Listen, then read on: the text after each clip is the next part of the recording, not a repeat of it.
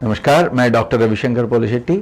मैं आशा करता हूं कि आपने पहले 3 वीडियो देखे होंगे, क्योंकि ये और गहराई में हम जाएंगे क्योंकि आयुर्वेद का ट्रीटमेंट होता कैसा है। ठीक है, आजकल क्या हो रहा है, आजकल अगर आपको हार्ट डिसीज है, मतलब इस्केमिक हार्ट डिसीज बोलते हैं, जिसकी वजह से हार्ट अटैक हो सकता है। अगर आपके टीएमटी पॉजिटिव आया है और सीधा जाके आपको अर्जुन का प्रिस्क्रिप्शन देते हैं। अगर आपके संधियों में मतलब जॉइंट पेन होता है, महायोगराज गूगल का प्रिस्क्रिप्शन करते हैं। अगर यूटीआई है, मतलब यूरिनरी ट्रैक्ट इन्फेक्शन है, तो चंद्र प्रभावटी। तो देखिए, ये एक तरह का हर्बल एलोपैथी बन रहा है। और आयुर्वेद का सूत्र के हिसाब से ये नहीं, ये भी करना है, जरूर करना है, चंद्र प्रभावटी देना है यूटीआई में।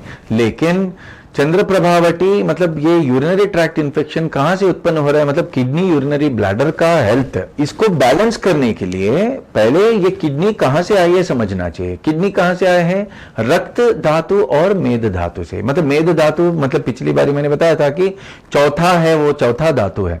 तो 4 महीने के बाद ही आपका किडनी का हेल्थ इंप्रूव होता है। तो रक्त धातु सेकेंड मंथ में, दूसरे महीने में, और ट्रीटमेंट शुरू होने के बाद, मतलब ट्रीटमेंट कैसे, ट्रीटमेंट दोष साम्य ट्रीटमेंट शुरू होने के दूसरे महीने में रक्त धातु, चौथे महीने में मेद धातु। इन दोनों के बैलेंस होने के बाद, इन दोनों धातुओं में दोष का साम्य होने के बाद ही किडनी का इलाज हो सकता है। तो ये दोष साम्य इन धातुओं में नहीं करेंगे तो यूटीआई बार बार आता रहेगा। तो इसीलिए क्रॉनिक ग्लोमेरुलर नेफ्राइटिस करके एक डिसीज है, या क्रॉनिक पाइलोनेफ्राइटिस है, उसके बाद सीकेडी मतलब क्रॉनिक किडनी डिसीज का एटियोलॉजी में यह कहा जाता है क्रॉनिक ग्लोमेरुलर नेफ्राइटिस हो रहा है। क्यों हो रहा है? क्योंकि हम एलोपैथी के तरह ही एक डिसीज स्पेसिफिक ट्रीटमेंट दे रहे हैं। मतलब एक डिसीज का एक स्पेसिफिक ट्रीटमेंट हम देने की कोशिश कर रहे हैं, और आयुर्वेद के मूल सिद्धांतों को आजमाते नहीं। ये प्रॉब्लम एक मैंने जाना है, इसलिए इस पे हम ध्यान दिए हैं। और रस, रक्त, मांस, मेद, सप्त धातु में, हर एक धातु में दोष पोषण और दोष साम्य लाने का प्रयास हम करते हैं। ये एक महत्वपूर्ण सूत्र है जो आपको जानना है। और एलोपैथी में हम क्या कर रहे हैं? हम कंटिन्यूसली एंटीबायोटिक्स दे रहे हैं, जो अभी मैंने बताया है। अगर एलोपैथी में अगर किसी का हार्ट डिसीज है तो नाइट्रेट्स देते हैं, मतलब वैसोडाइलेटर्स बोलते हैं जिसको, या हार्ट को प्रोटेक्ट करने वाले बीटा ब्लॉकर्स का मतलब हम कोशिश करते हैं, या ब्लड थिनर्स देते हैं, जैसे क्लोपिडोग्रल हो गया, या आपका एस्पिरिन हो गया। ये हम दवाइयां देते हैं, बहुत सारे। मैं ये सिर्फ अवेयरनेस के लिए है, पूरा ट्रीटमेंट प्लान नहीं दे रहा हूं अभी मैं आपको। लेकिन आयुर्वेद में हार्ट डिसीज है, मतलब इस्केमिक हार्ट डिजीज, जिसकी वजह से हार्ट के अंदर हृदशूल होता है, मतलब हार्ट पेन होता है, मतलब इस्केमिक हार्ट डिसीज बोलते हैं, जिसके अंदर नसों में ब्लॉक हो जाते हैं। वो नसों में ब्लॉक क्यों होता है, क्यों हो सकता है? आयुर्वेद में यह कहा गया है वातात्मज हृदशूल हो सकता है, पित्तात्मज हो सकता है, कफात्मज मतलब वात की वजह से हो सकता है, पित्त की वजह से नस ब्लॉक हो सकते हैं, कफ के वजह से हो सकता है, या सन्निपातज मतलब तीनों की वजह से हो सकता है, या कृमिजा मतलब कृमि के वजह से, कृमि मतलब जर्म्स की वजह से हो सकता है, या सहजा बाय बर्थ उनका प्रीडिस्पोजिशन है। तो देखिए, अगर वात की वजह से हुआ है तो हम क्या कर रहे हैं, जैसे आयुर्वेद में क्या कर रहे हैं, अर्जुन का पूरा पाउडर दे देते हैं, लेकिन उससे कोई फायदा नहीं होने वाला है। कुछ लोगों को होता है, कुछ लोगों को नहीं होता है। या कुछ लोग अर्जुन अरिष्ट देते हैं। अर्जुन अरिष्ट सिर्फ कफ के वजह से हार्ट डिजीज जिनका हुआ है उनके अंदर ही काम कर सकता है। तो एलोपैथी में हम क्या कर रहे हैं, मतलब ब्लड थिनर्स दे रहे हैं सबको, एक ही ट्रीटमेंट। ऐसा नहीं कि मैं एलोपैथी के मतलब का क्रिटिसाइज या आयुर्वेद का क्रिटिसाइज कर रहा हूं, लेकिन मूल सिद्धांत क्या है कि हम सिर्फ डिसीज स्पेसिफिक ट्रीटमेंट दे रहे हैं। जिंदगी भर इलाज करना पड़ेगा, और उसका स्पेसिफिक वात को घटाने वाले ट्रीटमेंट नहीं दे रहे हैं। अगर वात की वजह से हार्ट डिसीज हुआ है तो ये एलोपैथी में जैसे हम कहते हैं रिसेप्टर को ब्लॉक कर रहे हैं या अनब्लॉक कर रहे हैं, जिसकी वजह से आपको बहुत सारे साइड इफेक्ट्स आते हैं। तो प्रॉब्लम समझने के बाद हमने ये तय किया है कि वात पित्त कफ का नाप जरूर होना चाहिए। और वात पित्त कफ का नाप जब आपको होता है तो आपको मतलब डिसीज, मतलब जैसे अगर किसी का हार्ट अटैक हुआ है तो आपको पता कैसे चलेगा किसी का हार्ट अटैक हुआ है? तो हृदशूल मतलब हार्ट पेन होगा नंबर 1, उसके या टीएमटी में आपका पॉजिटिव आएगा। लेकिन पॉजिटिव आने से पहले नसों में ब्लॉक धीमे धीमे से शुरू हो गया होगा। जब नसों में ब्लॉक 70-80% से ज्यादा होता है तभी आपको सिम्टम्स पता चलेंगे। टीएमटी भी पॉजिटिव तभी दिखेगा।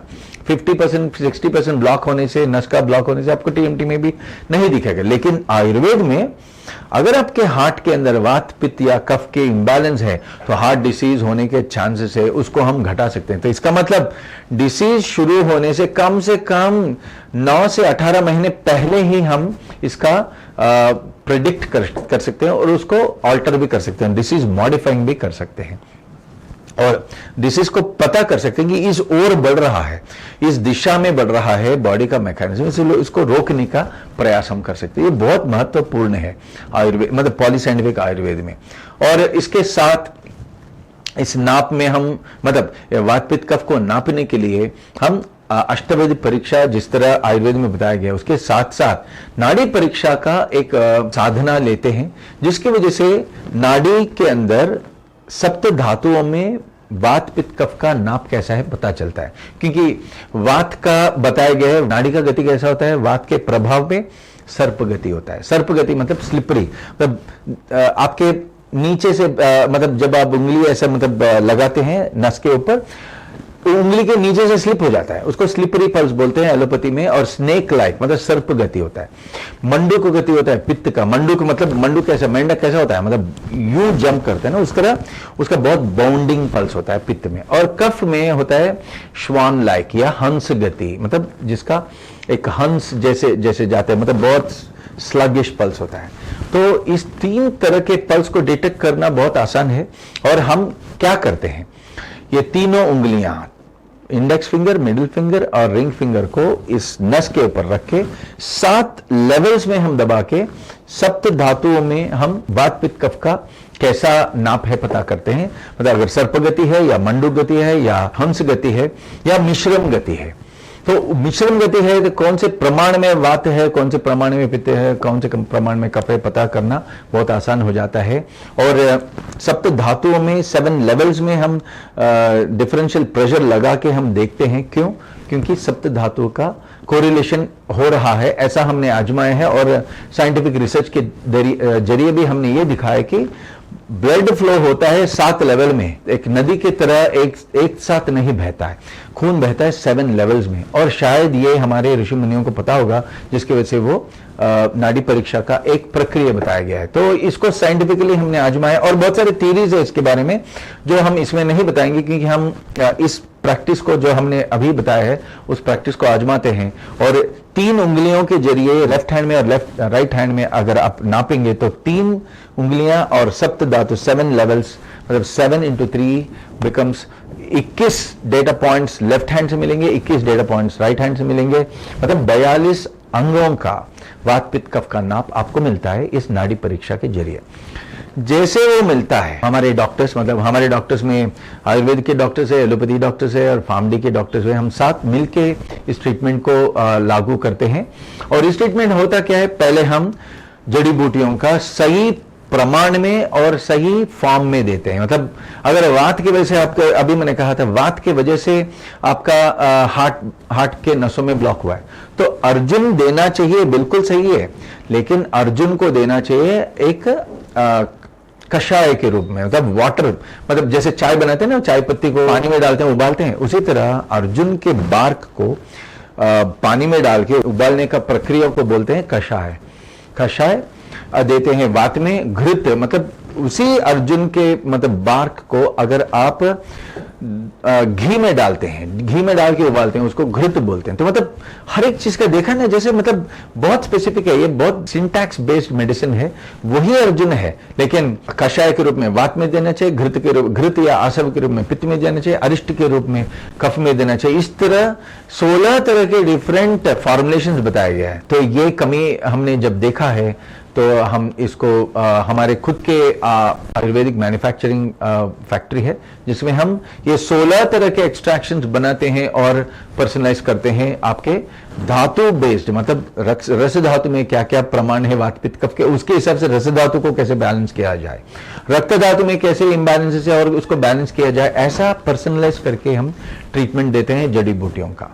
तो और अच्छा, बहुत सारे ये भी प्रश्न उठ रहे हैं आजकल कि ये आयुर्वेद की जड़ी बूटियों में बहुत सारे मेटल्स होते हैं और बहुत सारे टॉक्सिन्स होते हैं, जिसकी वजह से लिवर फेल हो रहा है या किडनी फेल हो रहा है। हाँ, हो रहा है, बिल्कुल सही है, लेकिन देखिए यहाँ पे 2 तरह के टॉक्सिसिटीज या 2 तरह की चीजें हम आपको समझनी है। Number 1, heavy metals. Heavy metal जैसे मरकुरी हो या आर्सेनिक हो, कैडमियम हो, लेड हो, ये जबरदस्ती कोई डालता नहीं है। ये जो इतना हमने पोल्यूशन कर रखा है दुनिया भर में, ये पोल्यूशन गया हर जगह। आपके मतलब ये वातावरण में पोल्यूशन है, आपके सॉइल के अंदर पोल्यूशन है, पृथ्वी माता को हमने पोल्यूट किया है, पानी को पोल्यूट किया है। तो ये पोल्यूशन की वजह से हैवी मेटल्स ऑलरेडी जड़ी बूटियों के अंदर पाए हुए मिलते हैं, नंबर 1। और दूसरा प्रॉब्लम इसकी वजह से होता है जड़ी बूटी में खुद ब खुद कुछ टॉक्सिन्स होते हैं, एफ्लोटॉक्सिन्स बोलते हैं जिनको।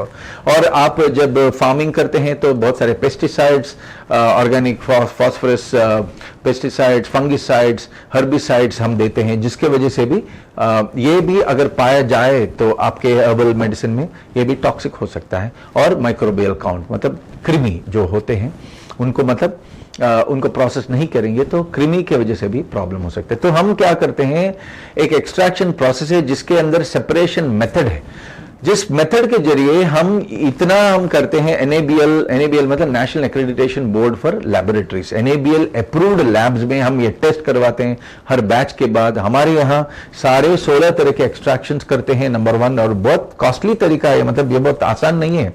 एक हर्बल ब्लेंड को एक्सट्रैक्ट करने के लिए या प्रोसेस करने के लिए कम से कम 2 महीने लगते हैं हमारे यहाँ।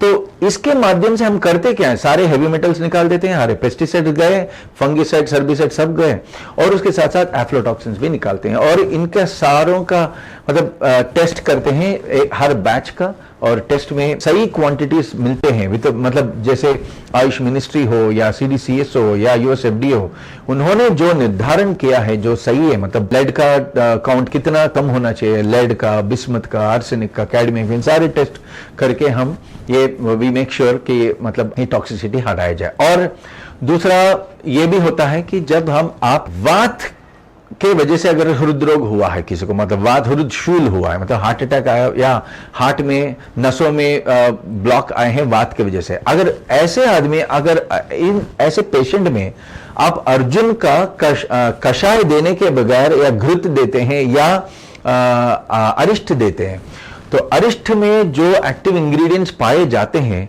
वो वात को और बढ़ाएंगे, तो हार्ट डिजीज और बढ़ेगा। तो मतलब ये मैं एग्जाम्पल के तौर से दे रहा हूं। तो इसी तरह आपको मतलब अर्जुन ही देना है, लेकिन वात के वजह से या पित्त की वजह से या कफ की वजह से किस वजह से ये हार्ट डिजीज हुआ है ये पता करना बहुत इंपॉर्टेंट है।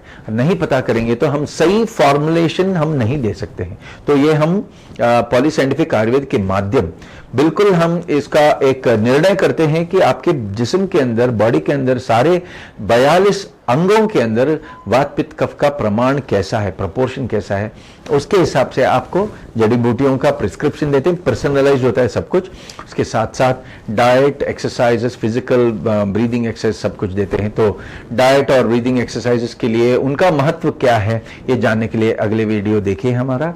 और नमस्कार, फिर मिलते हैं।